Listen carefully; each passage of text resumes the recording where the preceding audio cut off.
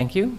I'd like to call the meeting to order of the City of Monona City Council, Monday, December 15. Could you please call the roll? Alder Wood. Here. Alder DeFula. Here. Alder Kugel. Here. Alder Bernstein is excused. Alder Rademacher. Here. Alder Holmquist is excused. Mayor Moore. Here. Please rise for the Pledge of Allegiance.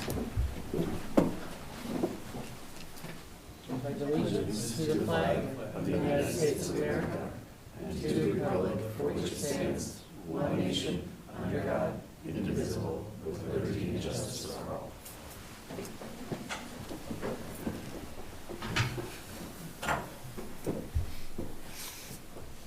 Okay. I have a series of minutes here from January 6, 2025, January 21, 2025, February 3rd, 2025, March 17, 2025, April 7, 2025, November 12, 2025, and November 13, 2025.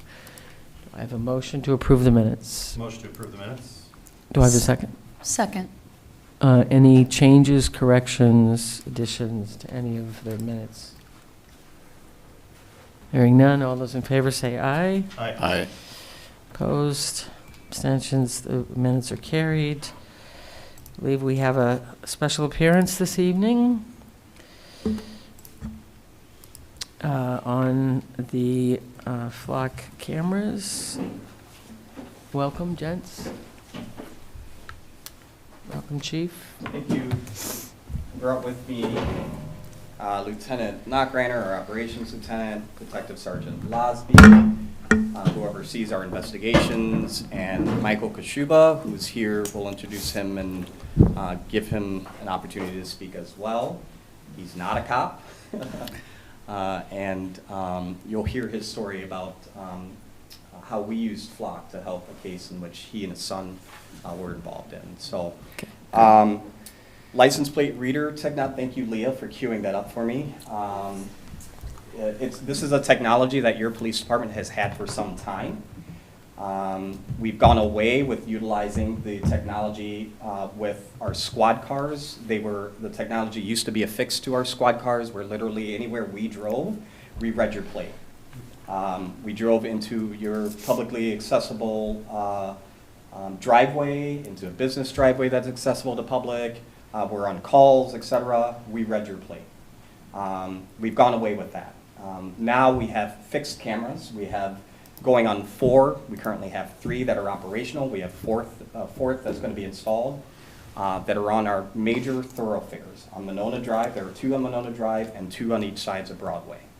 Right now we have 4. We have a service contract for 2 years for these cameras, in which we utilize the system and the program to access our own in-house referral network or systems network. So anytime a plate is run, we can go back and say, okay, somebody stole something from Walmart. They were last seen heading south. Let's see if it headed further into Monona. We got a plate number or description from Walmart. It's felony level, say for example. Let's enter that into the database and see where it was last seen within our Flock system. Not only within our Flock system, we can also ask it to run any cameras that we share with any system, any community that shares their camera system with ours. So how Flock works, next one please, Leah. It uses a camera system to read and uses AI to detect and interpret your license plate. Not only does it do your license plate, the AI is smart enough to recognize what kind of vehicle it is, the make, model, and color of the vehicle. It is not always 100% accurate, and that is incumbent on the human, the law enforcement officer, to verify the information. We use it as an investigative tool.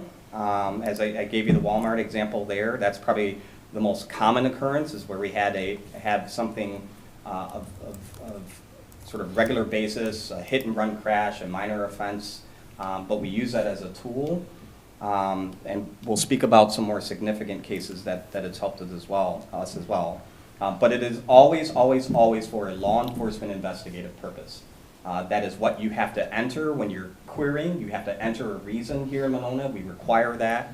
And that is what you have to enter, a purpose, a law enforcement query reason purpose. If we go to the next slide, please. We've asked Flock to give us, one of the things that when we were considering transitioning to Flock, one of the things we asked them was, well, what are the benefits of Flock versus Motorola or some of the other companies that are out there that offer the LPR services? And they did a great job, I think, in really selling one of the things that they provide, which is their service. They provide a 24/7 service to the police department who utilizes Flock, meaning that if the camera system's down, or if we're having some problems, say, heaven forbid, we had a homicide. I hope that never happens in this community. We will rely on any resource, tool, technology we can to really help. The first 24 hours of that case, and any homicide case, is very critical and very important. We can pick up the phone, dial it in as a priority, and see what Flock can do to make sure that if our camera was down, make sure that we have access to it in real time, or see if there's a history that we can get from that camera prior to it going down. We get real-time alerts. So think about an amber alert, think about a blue alert, green alert, think about any of those major cases in which people are missing, people that we need to recover and find quickly and safely. That is something that the Flock alert will read that plate if it's entered by the state, or by the state as an amber alert, for example, and we will get that alert. It does not do facial recognition, does not read your face, does not tell you who Alder Rademacher is or Council President Wood is. It tells us the car, it tells us the make, model, and color of the car. It is not live video. We don't have a live video. It takes a still image, similar to what you see here on the PowerPoint of the vehicle. And the next slide, please. Back to the real-time alerts. We have it functioning so that we get alerts through text message or through email. If you have the Flock program up on your desktop, it'll alert you. Our dispatch center, which you all know is 24/7, that has been sort of the saving grace in cases for us, which we became alerted of a vehicle traveling into our city because it was flagged as a shooting suspect vehicle, or was flagged as a missing endangered person. It was flagged as a large interstate theft ring suspect, which true case has happened here. And based on Flock, we've been able to make some good arrests from that. It'll let us know in real time, so that's important. We're not playing necessarily catch up. Next slide, please. This is very important to me because obviously we understand that this is a tool. I myself can be skeptical of quote unquote Big Brother having access to my information. What are they looking at? What do they know? How much do they know? This hopefully, and we've had many conversations with Flock on this, and they've been, I think, doing a better job of nationally sort of getting on top of this and dispelling some of the rumors. They are not selling their data, and if that comes to be the case, I think we as an organization, as a community, need to have a conversation with our city attorney about them not being factual. But we're taking them for their word when they're sharing with us, and we have a contract that says as much, that they are not selling their data. The data is owned by the police department, the city of Monona. They don't have access to our private customers. So say, for example, Walmart or another corporation invests in the private version of Flock. They don't have access to the public version, if that makes sense. So they don't have access to our hot lists or missing persons or wanted persons or stolen vehicles, etc. They have no access to personally identifiable information, so your birthdays, all the things that are protected under the DOT guidelines and privacy laws. They do not have access to that. And then we as a municipality, we as a police department, we're in control of who we share our Flock system with.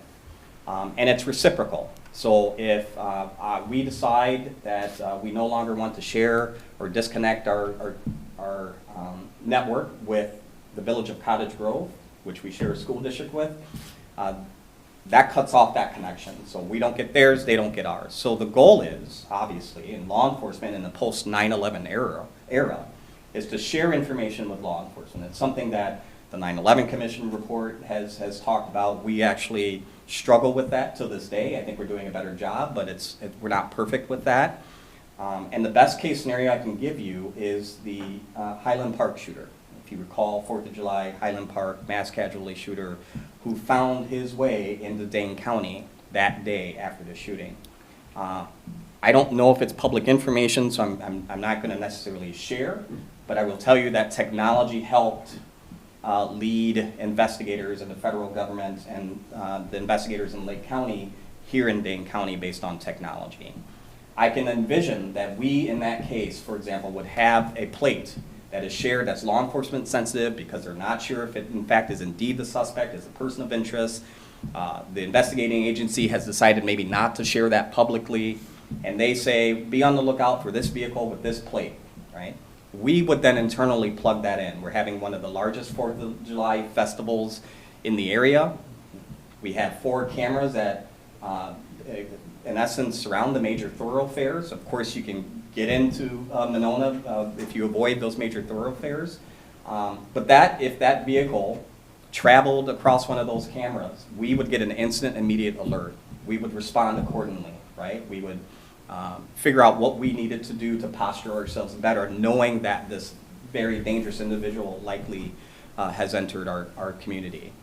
I'm giving you extreme examples, but not so extreme that that couldn't happen or that hasn't happened.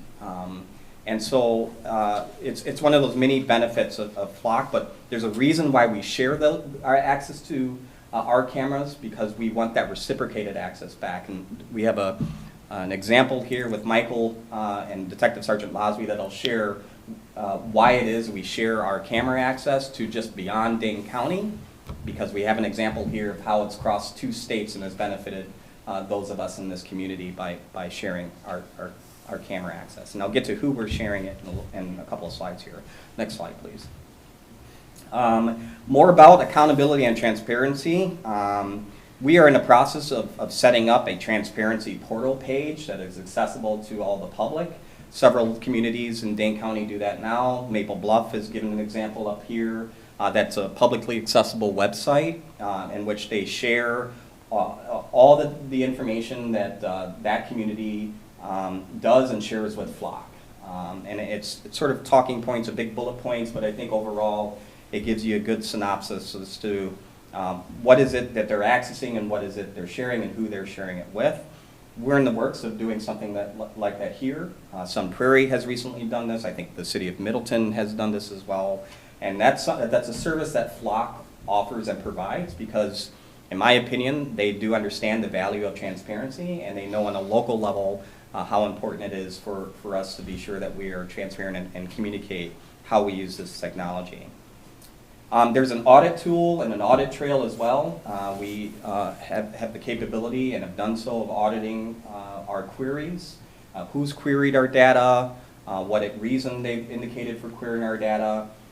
Again, internally here, it has to be for a law enforcement purpose only, and so there's mechanisms that we can do on our end to really provide that feedback, restrict access, for example, discipline if needed, etc. But if there comes a time in which we're not satisfied with a reason in which another outside agency has accessed our data, we can have that direct feedback or restrict them altogether based on a reason. We've not come across that yet, other than some, I would say, some miscommunications on Flock's end in terms of how they have not put enough proper safeguards to allow certain agencies in the federal government not to have access to certain communities' Flock.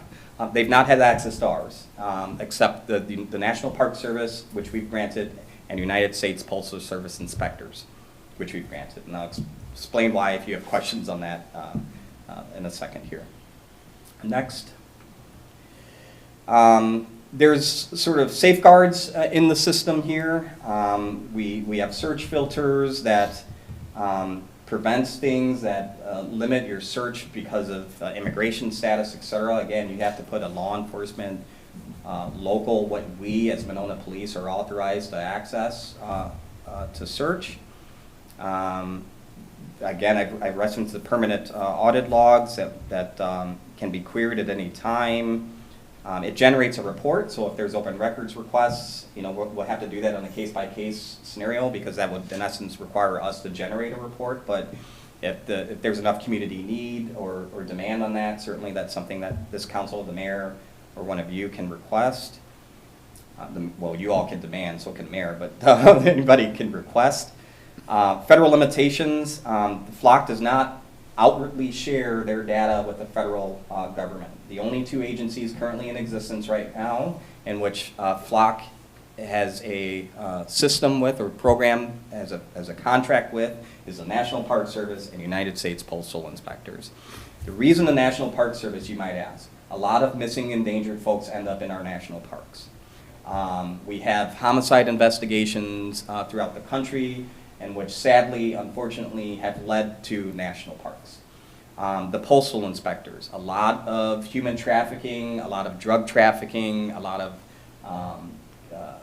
kidnapping cases have been solved thanks in large part to the postal inspector. It's a whole class that I'm not able to teach you on, but I can bring somebody here to educate you on the capabilities and the wide touch of the Postal Service. Think about what gets conveyed through the Postal Service. It's a lot of information, and they've been valuable partners to your police department in the past. We do have an inspector here in Madison, I believe, still.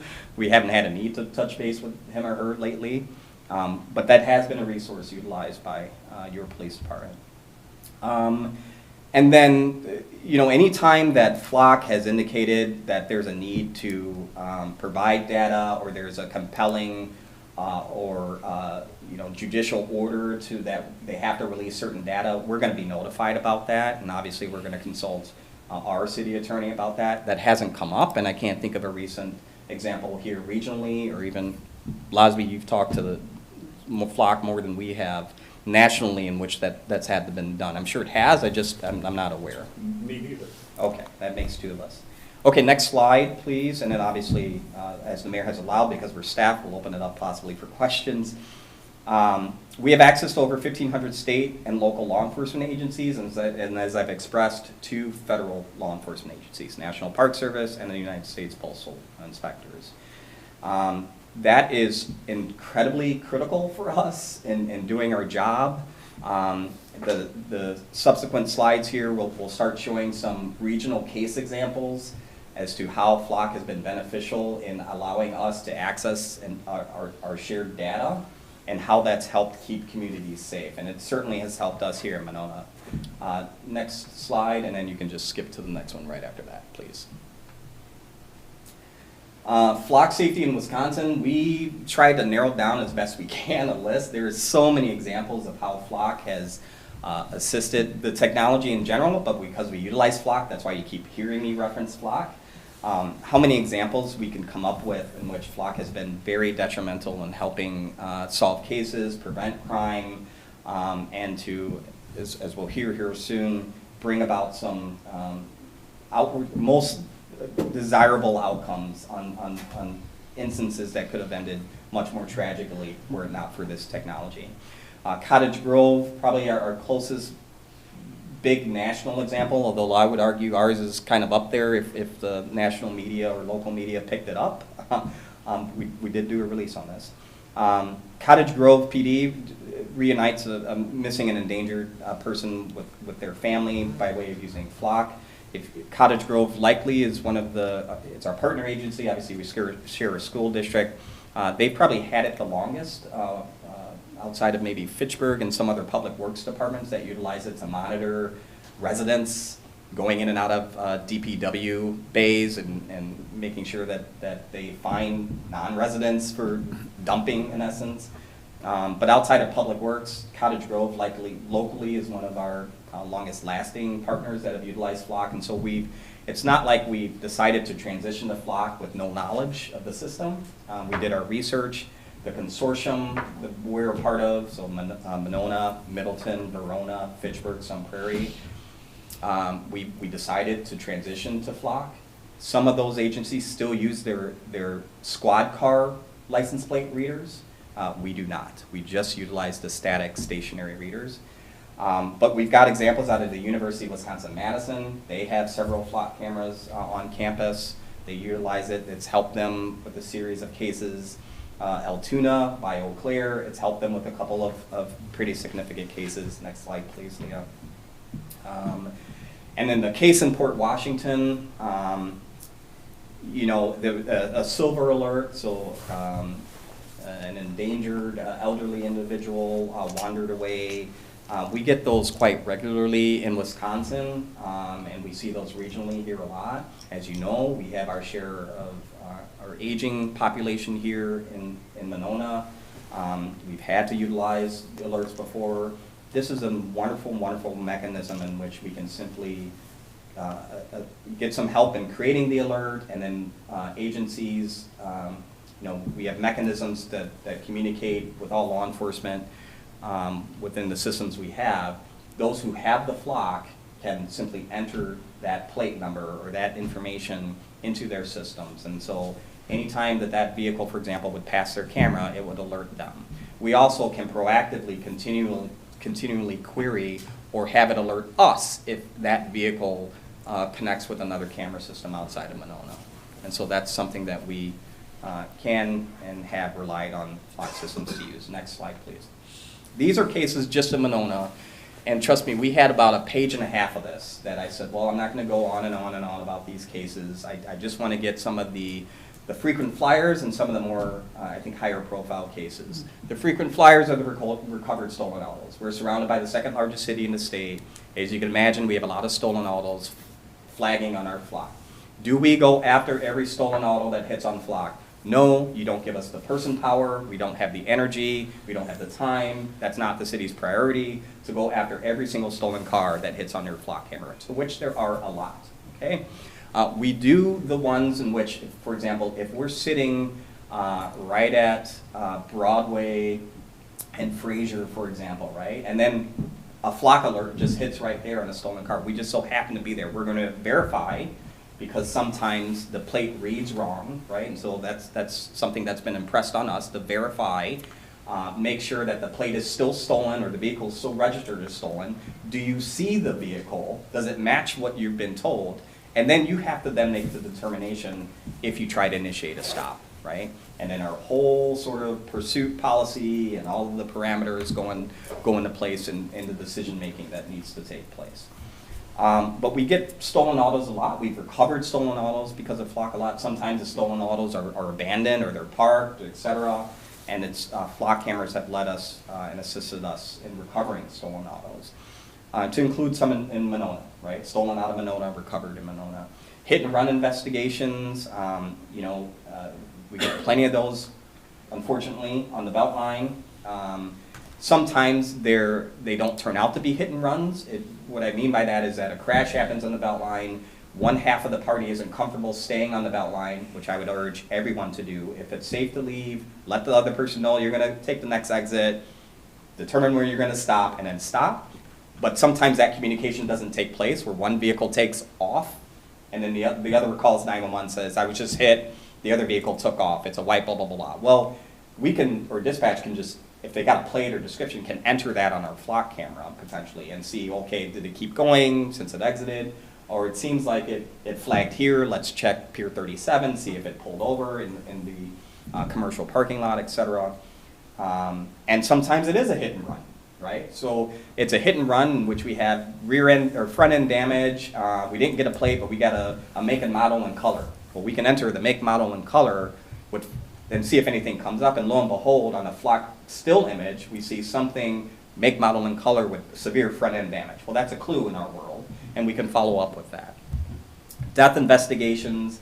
It has helped with death investigations in determining where the vehicle was leading up to the death investigation. This particular case was an incident involving a young man who sadly, as toxicology reports came out, was under the influence, was in the middle of the night, had left from a family event in the city of Madison, had traveled on eastbound Broadway, and had sadly run off the road and into the channel, and was found just so happened to be found by an officer who was driving by in the middle of the night and saw the taillights, investigated. That's in-depth investigation. We had to determine how that vehicle ended up where it was, and there were some concerns from the community, well, I should say certain members of the community, that the Monona Police was involved in a chase. Well, we used this data to show and prove that we were not involved in the chase. We were able to track down where that subject hit the flock camera, and it coincided with what we were able to obtain from other cameras in the area to show that we weren't even in the area when this incident happened.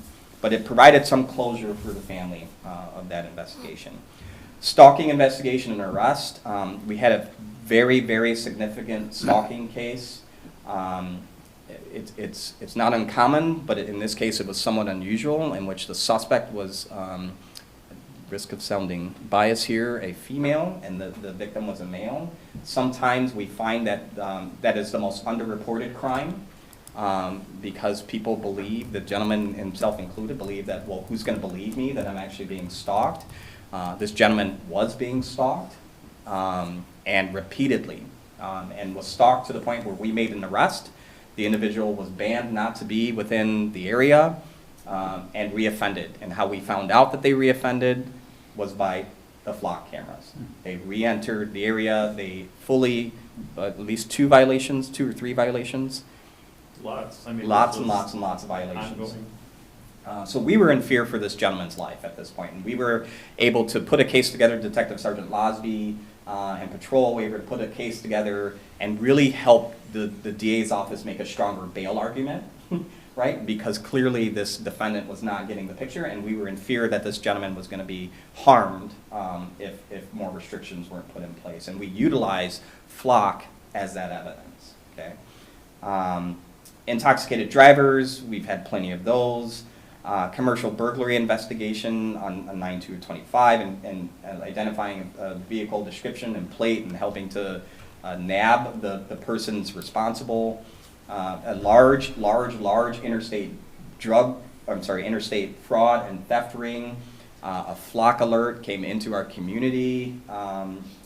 The individuals had parked a distance away from a retail establishment. Their MO was that they hit this specific retail establishment. It was a gym, I'll just say it. It was a gym.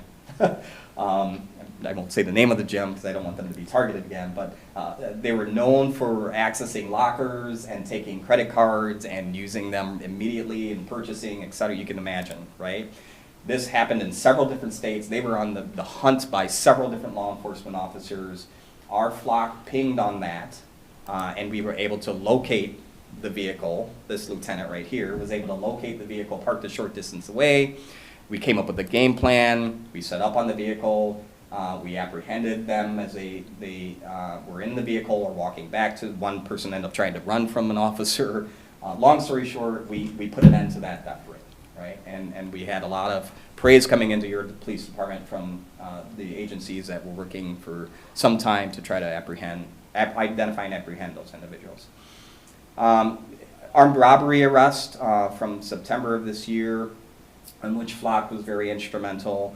I can go on about that, but I don't want to take away from you, sir, who have dedicated some time today to come and tell your story. So let me transition to Detective Sergeant Losby just to talk about a case story of a missing endangered individual in an investigation. And so I think I've talked enough. Do you want to take it away and say what you'd like or not like to, as we've shared? And I just want to commend you again and thank you for your willingness to come in. My pleasure. Good evening. I brought with me, not by force, a parent of a case that I believe is our biggest example of why we need flock, why it's so useful. And I'm going to have Michael talk about the case, and then I'll cover a little bit of detail on why it was so helpful. Michael?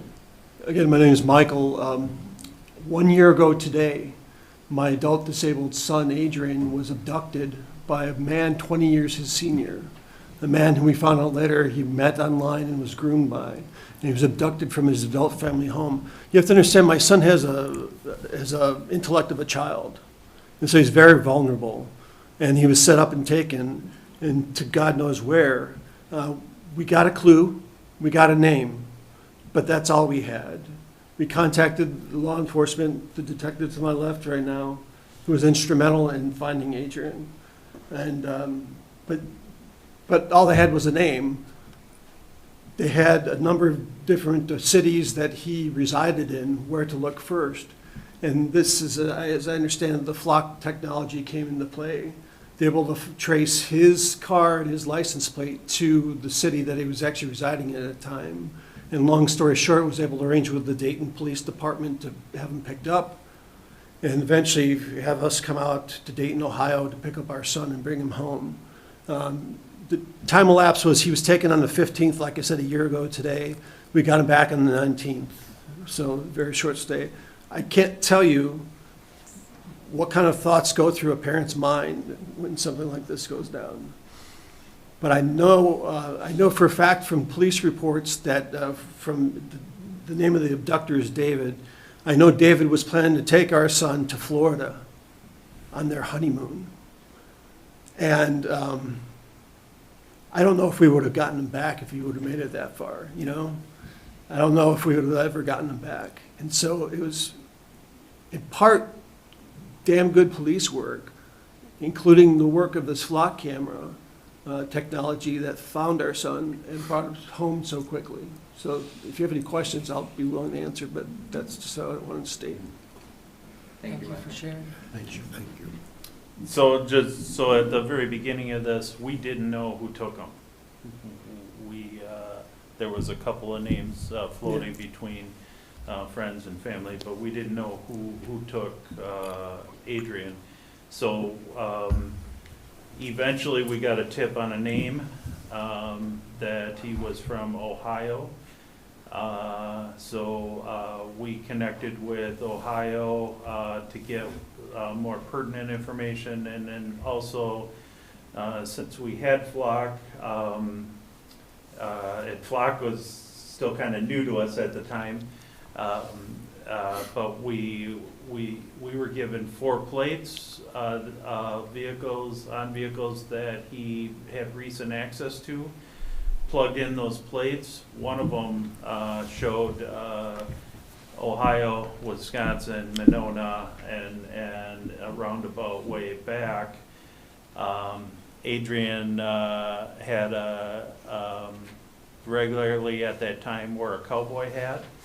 In the back dash of the suspect vehicle was Adrian's cowboy hat in the photos.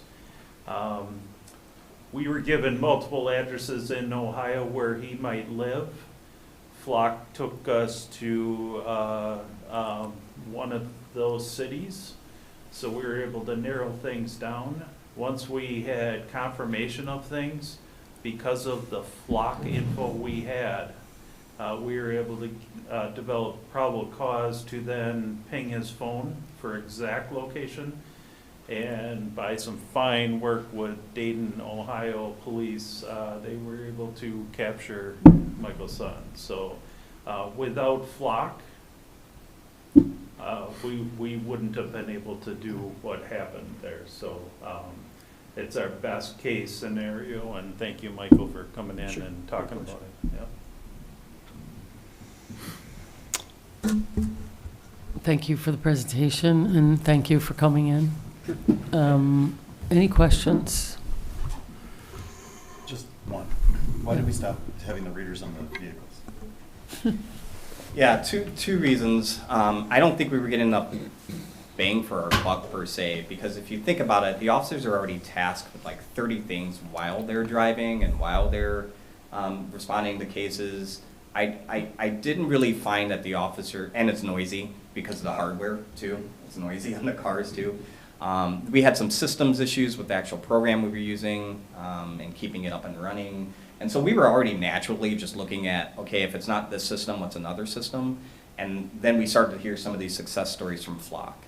And so we decided, based on the funding source that you provide us, that we'd rather put our investment into the stationary cameras than the mobile cameras where we were having some complexities and the officers' preferences on what they would use as well. Thank you. Yeah, and then, you know, I talked to folks, you know, I've talked to maybe one resident about some inquiries they had regarding Flock, and one of those things was privacy, and there were some concerns about, like, I was looking at everywhere they went, and I tried to assure them, unless they were committing or were under suspicion of violating a law, that I had a reason to investigate. I was not. I do not have, nor do any of the officers, have time, energy, or care. I don't want that happening to me. And that there's, at the time, as it stands now, there's 3 going on 4 cameras. And that could be an officer sitting there in plain clothes at the right-of-way, monitoring and taking down and jotting down every car that comes by, or radioing in. Obviously, this is more efficient. But number 2, when you compare what we have now than what we had with the mobile license plate readers, I would argue that's more intrusive, because where I go, it read, right? So your parking lot of your business, I drive through, it's reading the plates. Is that lawful for us to do because it's publicly accessible? Yes, but I would argue these Flock cameras as stationary preserve your privacy a lot more than the mobile readers do. Gotcha, thank you. I would just say too that from what you told me when I first became mayor, even though they're stationary, they are able to move them around. It's not a heavy lift to install them in a particular area, and in fact, they have moved them around depending on where they're finding nefarious activity, or more concerned about nefarious activity. Is that fair to say?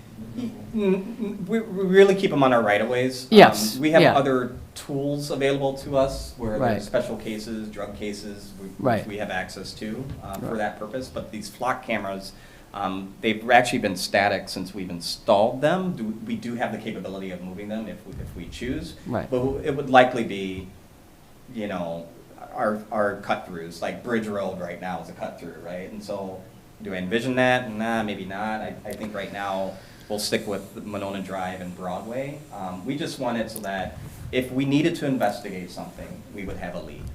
If we are looking for a missing endangered person, where would we place the camera that if they were to come into Monona, say to, you know, go to a restaurant or look for a body of water that, you know, a lot of folks with needs sometimes do, it would flag, right? And so that's kind of what we were thinking of. Mhm. But you're right, it's not horribly complicated to move these things. We contract with Flock to do that, so it's just a Mhm. timetable for them, which we would put in the request and ask them to move it. They do charge a fee for that. It's Mhm. pretty nominal, but they charge a fee for that, and then we're at the mercy of their availability to move that.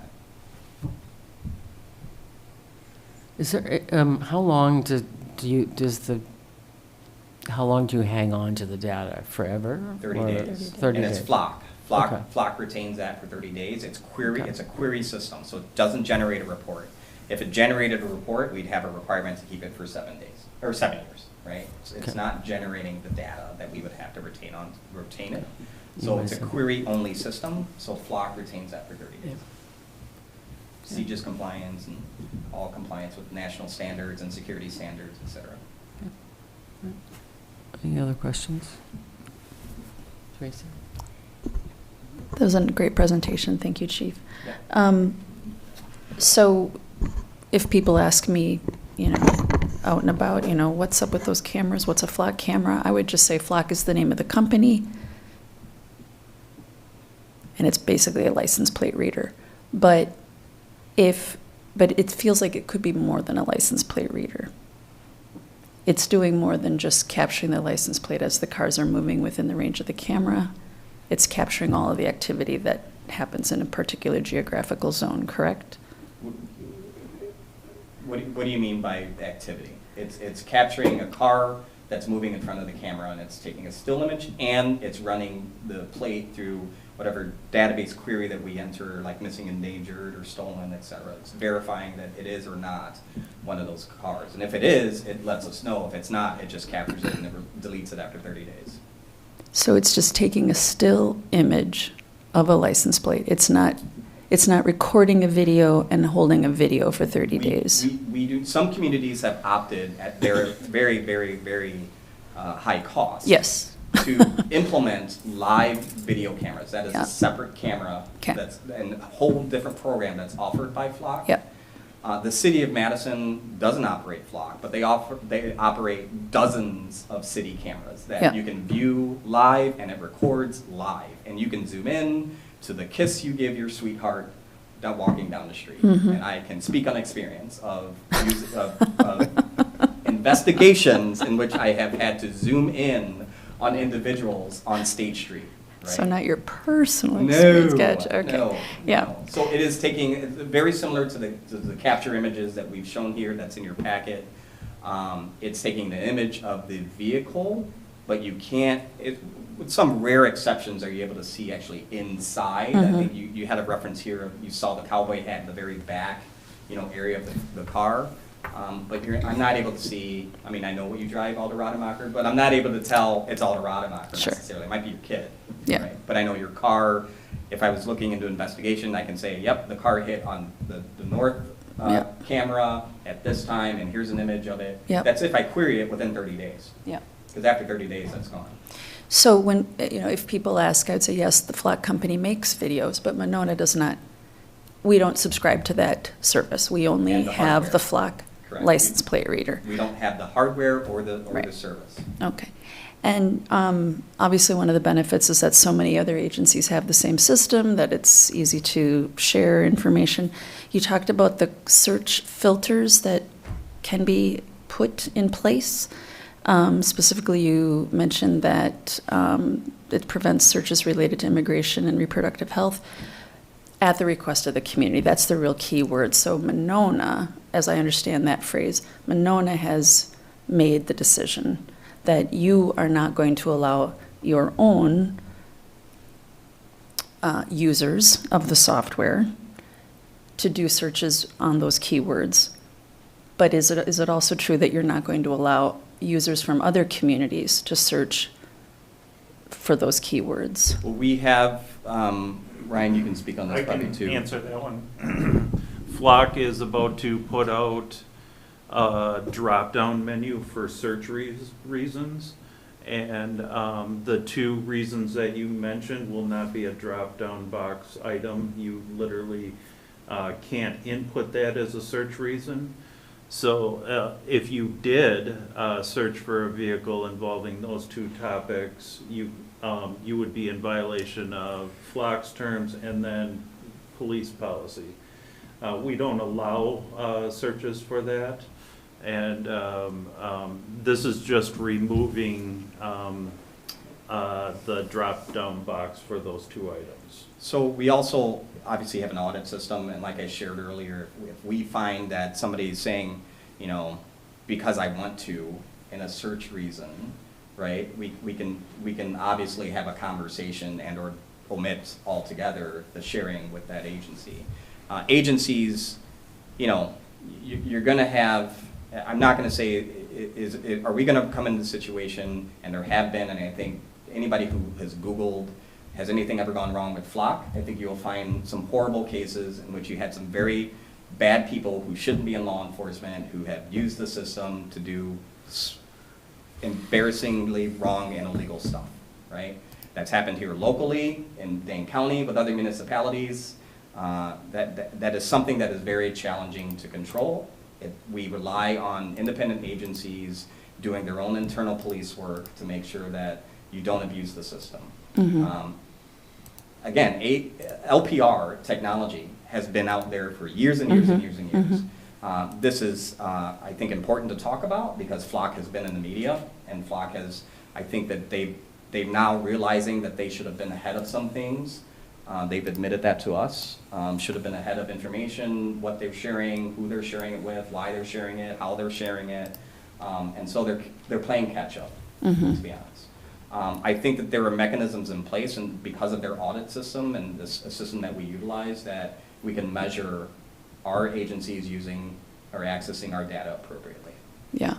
Is somebody going to put immigration in their quote in their keyword type?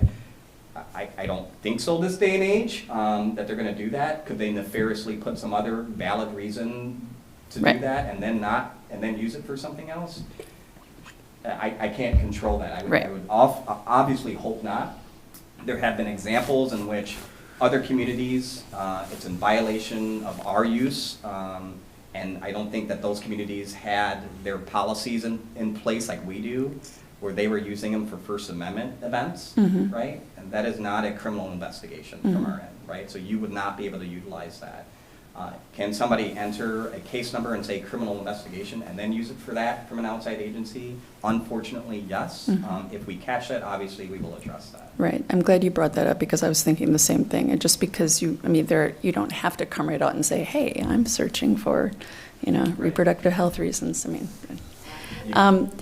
so do the license plate readers, are they also, what are some other reasons you would search for speeding? I mean, is that just that's not how it works? If we have a reckless driver that's been called in to us, and we have our dispatch center that's saying, hey, we have a reckless driver, last report is it's getting off on Monona Drive, it's all over the road, it's endangering the lives, well, that's a criminal investigation reason or police reason to query that vehicle. So certainly we can query that. It's unlawful for any cameras in the state, literally on the books, for us to use cameras as speed mechanisms. We cannot capture using cameras as a means to identify speed right now. It's on the books. Milwaukee, I think, is trying to change that. I wouldn't mind necessarily if we potentially would change that. I slow down when I go into Iowa. I don't speed anyway, but I definitely slow down in the state of Iowa because they have speed cameras. But we don't have a mechanism to do that, and nor is that allowed. If it's an everyday, let me see what cars are coming into Monona today. There has to be a valid investigative reason. And then does each officer, are we paying like, the license fee? Like there's X number of dollars per user per year to do the searches? We pay a flat fee for the camera. Okay. And that is based on what Flock has given us. Now, if we were an agency like Milwaukee, I don't know if we'd pay less for that camera because we have more users or vice versa. We pay a flat fee. And my last question, so just to reiterate, I think I heard you say that folks at the Monona PD are able to search, let's say, a Flock system in a neighboring jurisdiction and vice versa to help one another. Is that as long as correct? we mutually share each other's Yep. system? Yep. Yes. A perfect example I can think of is our shared school district, Yep. right? Where we had an incident in Monona, there's an event happening in Cottage Grove. We flagged that incident because it's in criminal investigation, that suspect's on the loose. They have ties to Cottage Grove. Cottage Grove preemptively enters that plate into their system to say, hey, alert me if this plate flags on our cameras. It does. That's probably the most common use of that. In addition to these, the missing endangered and the silver alerts, those are sort of, sadly, but regular things for us here in a, county of over 600, 700,000 people. We see that a lot. And so that's probably our most everyday sort of inquiry or query. But, we have large retail, stores here in town. Yeah. And if we can't get to Walmart in town and Walmart says, hey, I got this plate, I got these suspects, I have they share with us and we've determined there's probable cause. Yeah, we'll use the systems to see, okay, Flock hit on this camera in Monona, then this camera in Sun Prairie. By the way, Dane County has a lot of Flock cameras, so we'll see it hit on Dane County here. It gives us a lead, and it gives us a clue as to where this vehicle might be. So Very similar to the Dayton, Ohio. Yeah, I was just going to suggest, in the interest of time, obviously, we're way over the 3 minutes. We expected to be over the 3 minutes. This is a unique situation. Chief, we appreciate you coming in. We appreciate all of you coming in. If you have any other questions about the Flock camera, feel free to reach out. Thank you all. MOPD, and thank you. Thank you, Mike.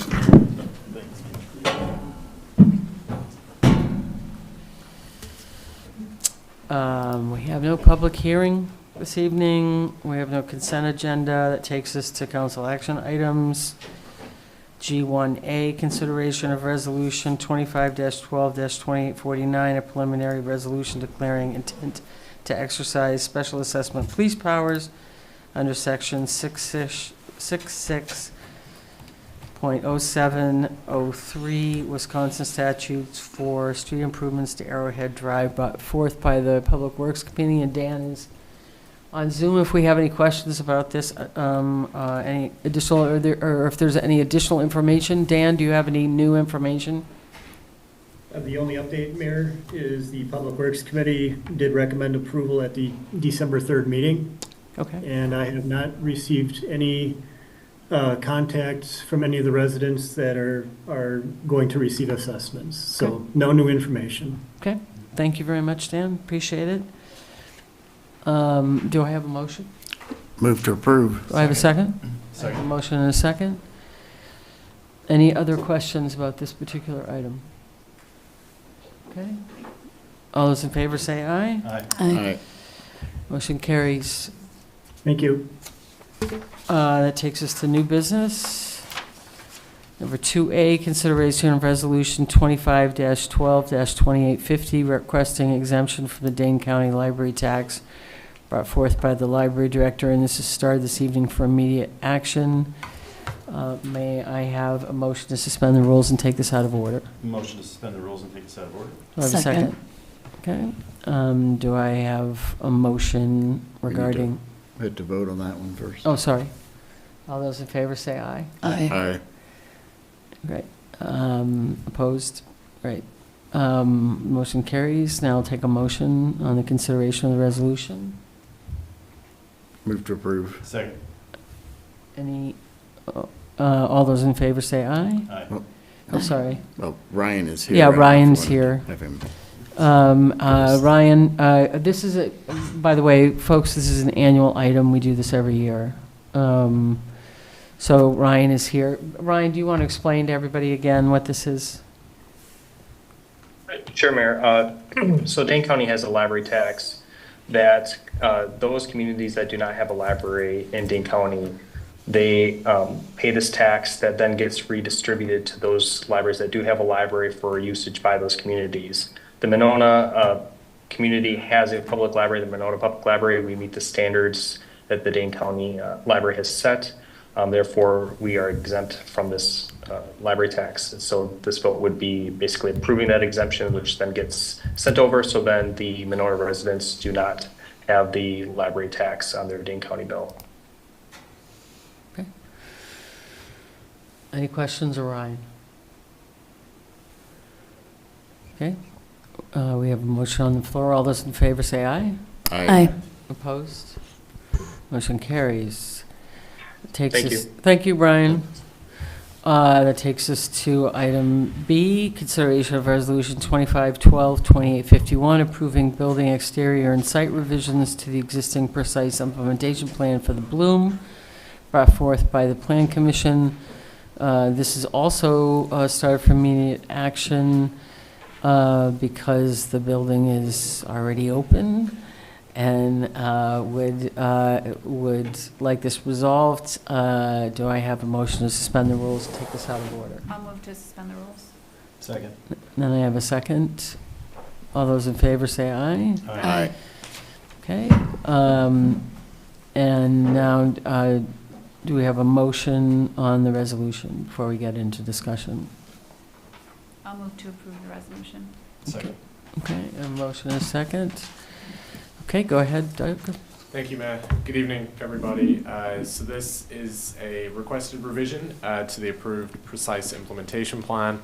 This was originally approved back in November of 2023. This request is for building exterior and site revisions that were deemed substantive with the newly constructed building.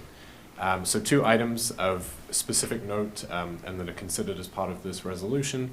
The first is the exterior siding color, which was previously considered by this body and was sent back to Plan Commission. And then a second item upon my site inspections that was deemed substantive was the omission of a carport, so covered parking on the west side of the building, sort of closest to the building there, near some of the amenities that were included. You will have seen in the meeting packet some of the staff memo and some of the background there. Few reasons, so certainly the materials, I'll allow a couple of the guests to sort of run through details of that as to why they were the case. The carport itself was ultimately removed It did have rooftop solar on top of that, and when the developer worked through the solar plan with their contractor, they realized that there could be more benefits by having a full system on the roof, and so there was a net gain of solar panels for the building by consolidating this onto the flat roof of the building, and so there was no need for this on that western carport, sort of in such a small system. And additionally, it was deemed not necessary for leasing needs to have additional parking stalls, given the number of stalls that they have underground as well.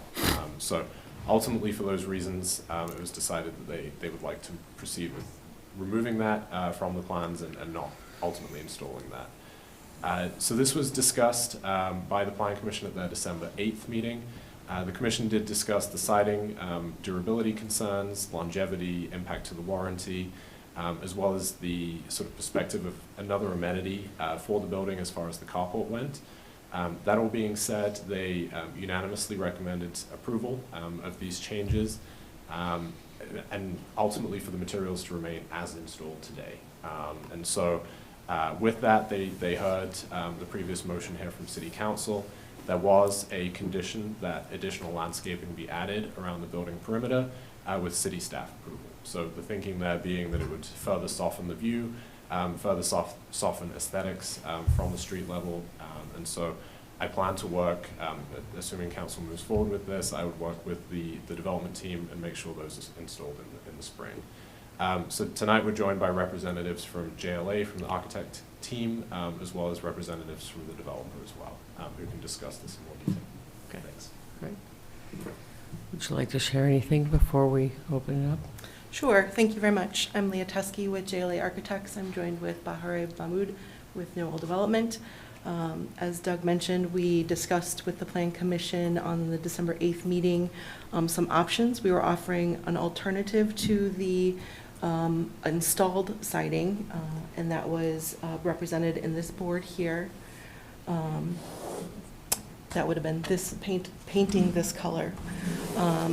As part of our presentation, we also discussed that while painting would be the best option if an alternative was needed, that it still brought with it some downsides, including still some sustainability issues, introducing additional VOCs, more energy to paint. In addition to anytime you introduce a new variable into the system, you create an opportunity for an additional risk to occur with the siding itself. So we discussed with the Plan Commission, and ultimately they were okay with us leaving the siding as is, which is this color represented here. And then with the condition that we do work with Doug and the staff in order to landscape and provide additional landscape to soften that view, especially from eye level. So, and we're happy to answer any other additional questions. Questions? Teresa? Hi. I'm thrilled to hear about the solar. The additional landscape is going to be very beautiful too. And the more I drive past the building, I think the colors are lovely. As it was mentioned at a previous meeting, though, I think all of us simply felt like we were put into a difficult position. It's not that it was a matter of personal taste or, what is the definition of beautiful or what's a good-looking building is purely, opinion. When I sit here, I'm asking questions on the behalf of the community, not just myself. So I always want to be very mindful of who I'm representing. And so I would like to relay a question to you. And perhaps this is a question to our planner. Why is the city not allowed to solve the problem simply by levying a fine against the developer? I mean, what I would say in that sense is the city worked with the developer. The project was still under construction when this was flagged, so it was more of collaboration with the developer to sort of come to a conclusion that ultimately everybody is comfortable with. I think I could also speak maybe to some of the processes that are going to be put in place Sure. on the back of this. So already we have been bringing back materials boards again, very similar to what you see here to Plan Commission. I would say that was ultimately a step that was not sort of carried through as much with COVID when we had virtual meetings, and it was tougher to do that. So really specifying those materials. One of the commission members even shared how Madison does it with the UDC, the design committee. If there is a deviation, if there is a change, when staff can make that approval, and ultimately when that would maybe come through a different body, through plan, and ultimately through council.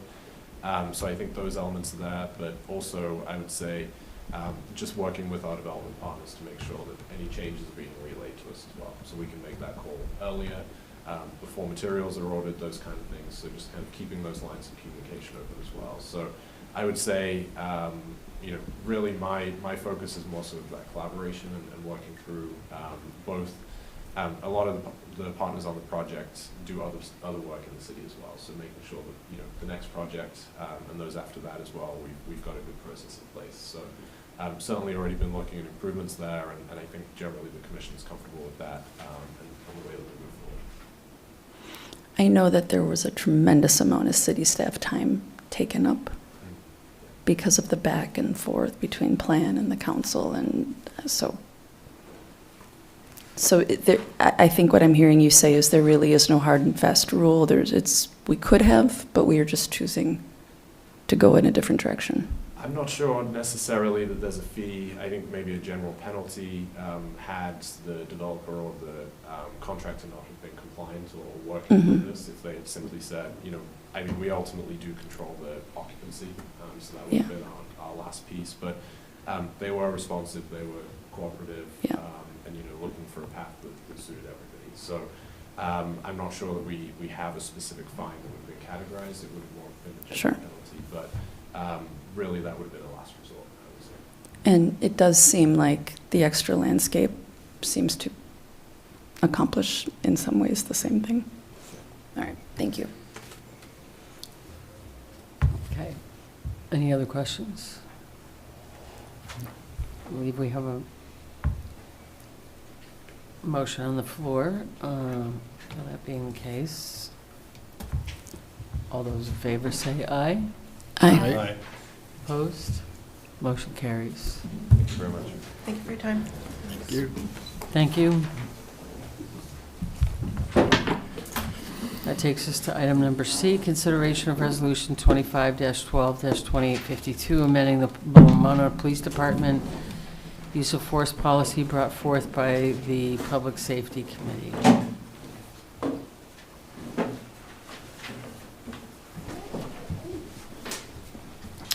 Welcome back, Chief. Thank you. And Adam. So I believe this is, well, it's in your packet for sure. The language recommended changes start on page 55, if I wrote that down correctly, within your packet.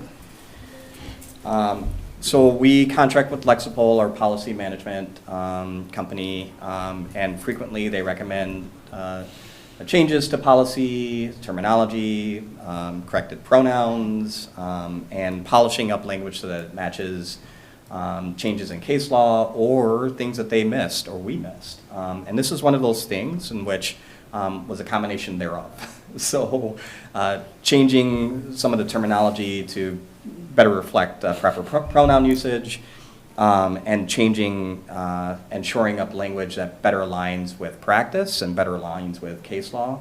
But also making sure that we use the proper terminology.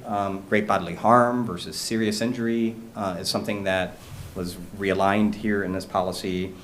And we looked at it internally. I agreed with it, made one change that Lexipol did not catch, that next year they will likely come back together and say, oops, we forgot this one. But that's rare. We don't really see that with Lexipol. And that change is another term that they used of serious bodily injury, which should have been great bodily harm. And you'll see that in red on the, so if you look at 300.4 under deadly force applications on page 55, you scroll down, the paragraph under paragraph B, where it reads, however, an officer shall not use deadly force against a person. If you're looking at a colored version, you're going to see great bodily harm inserted there and lined out as serious physical injury. That is what we caught and what we changed. We reviewed this with public safety and had some discussions about the same things that I've relayed to you today. They agreed, and so here I am before you to request that these changes be made. So this is not start for immediate approval. Those of you that, if you have any questions of the chief now, or if you have any questions between now and the next meeting, you're welcome to extend them. Any questions now on this particular item? I mean, it's not flagged, so we can, Um, we have time because it's not Yeah. flagged, yeah, so. Okay, thank you. That takes us to H, reports of committees, commissions, boards, mayor, city administrator, city attorney, department manager, sustainability efforts, and diversity, equity, and inclusion, DEI efforts. And I'm going to start. I'm going to start with Rachel. I don't have any reports. Okay. Patrick, No reports. Doug. I don't have any reports. I did want to acknowledge the passing of Peggy Traber, who was a dear friend of mine and many people in the community for 30 years. Was just a tremendous steward at Auto Leopold and other roles, and she'll be greatly missed. Thank you, Doug. Teresa? Community media did not meet. We did not have quorum. Public Works met just for a very short time. We really just only have one thing on the agenda, which we saw tonight here at council. Sustainability is holding off on their meetings, but I just did want to say that the mayor and Neil and I have been in communication with, we met with the sustainability coordinator of the city of Middleton to learn from her experience and maybe get some ideas for directions that our community could take. And what am I missing? Transit, we'll be hearing from Transit. The Transit did meet. We went over some reports. We'll be hearing more at the next council meeting on some new statistics. Great. Before I go to Leah or myself, Chief, do you have anything? Come on, please, sir. I'm gonna make him talk this time. No, the plan was he should talk, but I don't, this is a report out. What we normally do is we just give an update from the PD. I've learned to keep it brief. Can you read my writing? Shop with the cop. What are we doing with Shop with the Cop? Well, Shop with the Cop, we have started, officers partner with kids, families, and we take them to Walmart, and we, off community donations, generously donated by community members and organizations that we fundraise for.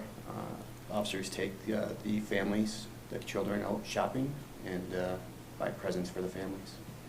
And the lieutenant did it today, so that's what I wanted you to say. Who did you spoil today? No, I don't want to know in person, but I mean, about how many kids do you do a We year? have 7 families Seven this families? year that we are doing as an organization. And I think there's like 7, 8 officers that all take a kid and kind of go from there. So. Okay, And all the kids are kind of given from the school district. Yeah. So. great. Yeah, we work with the school, thank you, LT. We work with the school district and social workers and identifying families and kids that might need, might take advantage of Shop with a Cop. And our cops have a blast and so do the kids. So thanks to the lieutenant and his leadership and all the folks who donated to make this possible. So Santa send-off, I'm happy to report that Santa has agreed to take part in Santa's send-off again this year. We're thrilled, and so is Santa. He's even more thrilled. It's going to be reasonably cold out That is this Thursday, the 18th at 5 p.m. Please be ready, get on the corner, be sure, well, you won't be able to miss us and Santa because we'll be bright and loud, so be prepared and give a wave. Santa is really, really excited. And Chief, corner of which street? So if you look at our Facebook page, and soon we'll try to get it on the website, we have a map. It's the same route as last year, which pretty much goes your street, I believe. Goes down McKenna still? I don't remember the exact route. Might have to double check. We try to get where we've identified a lot of the Cottage Grove kids. That's nice. reside. Yeah. So we not get them all, but we try our best. And then lastly, just a statement of solidarity. It's a year tomorrow from the Abundant Life Christian School horrific event. We are showing all support, obviously, for that community. It's been a challenging year, challenging week, a challenging month in general when it comes to gun violence and mass casualty incidents. Just want to show our continued support. If any time somebody sees something, feels something, doesn't think something's right, tell a parent, tell a teacher, tell a friend, tell your police department. We really need to try to get our handle on some of this. So thank you to the mayor and Council President Wood for showing up and helping to provide a message of support to Abundant Life, which will be aired tomorrow morning, I'm told, by NBC 15. So thank you for that.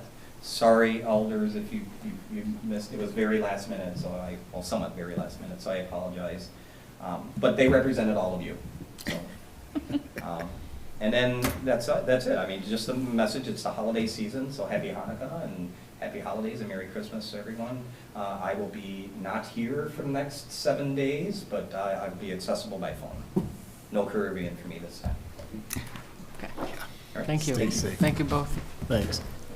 Anybody else? Chief McMullen. He's on there. Well, good evening. I will be even briefer than Chief Cheney. Okay. Not much other than staying busy. The very cold weather is hard on everybody, both citizens and our staff. They've done a great job so far this winter. And like the chief, I want to pass on my holiday greetings to all of you. I appreciate every single one of you. If I can ever answer any questions, please feel free to reach out. And I will be here for the next 7 days. No Caribbean for me either. Okay. That's all I have.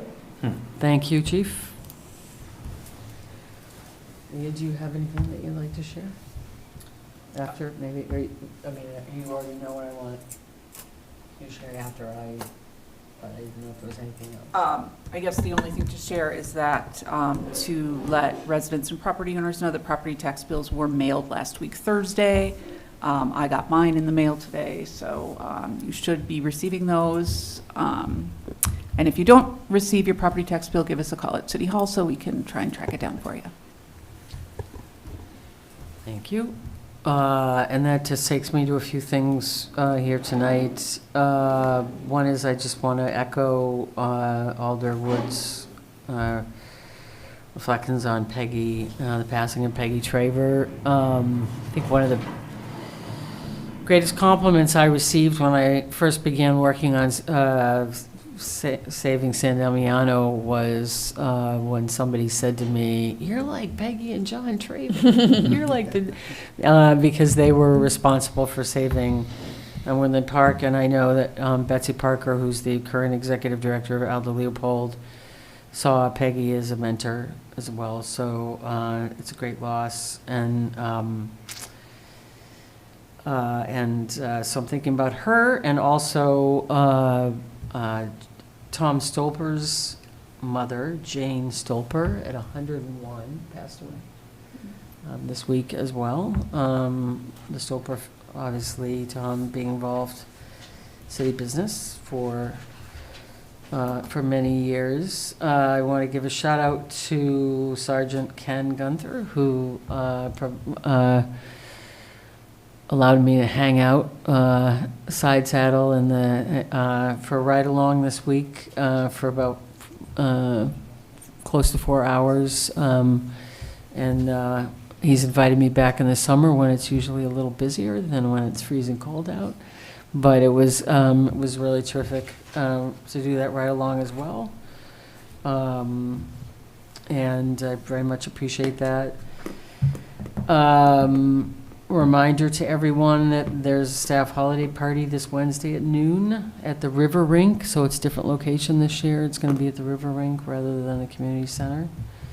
And thanks to Alder Patrick DePula for providing the food for that event. If you want to bring your skates or rent skates or don't skate at all, it's up to you. But from 12 to 2. Tomorrow morning, I will be participating in a mayoral panel at the Fluno Center put on by the Greater Madison Chamber of Commerce, called, it's part of their advocacy in the AM series, and all of us mayors from the Dane County, Madison metro area will be talking about everything from population growth to housing, workforce, housing, economic development, transportation, infrastructure, and the overall business climate. So should be an interesting conversation for the chamber. And last but definitely not least, I wanted to let everyone know that we have very sadly accepted the resignation of Elaine Hauser as our city clerk. Elaine has she's not going anywhere. She lives in Monona. She doesn't have another bit of employment. She just feels like for her own well-being that she needs to step away, and of course we support that. We always would support that for any staff member. So we as is usually the case, Lee has taken the lead in putting together a job posting for that job with Mark and Neil lending a small hand. And do you want to share with people what the plan is with that posting? The position has been posted as of Friday on governmentjobs.com, which you can access the posting through our website at mymonona.com. And it's also posted with the Wisconsin Municipal Clerks Association and the League of Wisconsin Municipalities. Posting will be open through the end of the year, and then we'll be hiring very quickly afterward. So. Okay. And beyond that, I just wanted to wish everyone a happy holiday, happy Hanukkah, Merry Christmas to everyone. I'm grateful to this body as well as the whole city staff for their professionalism and wisdom and good cheer. And I appreciate serving with you all on behalf of the community. And I hope everyone has a terrific holiday. With that, I will take, we have appointments this evening put forth by Eileen. And I would like a motion to accept the appointments. Motion to accept the appointments. I'll second. All those in favor say aye. Aye. The appointments are accepted. With that, I'll take a motion to adjourn. Motion to adjourn. Second? I'll second. Will I have a second? All those in favor say aye. Aye. We are adjourned. Thanks much.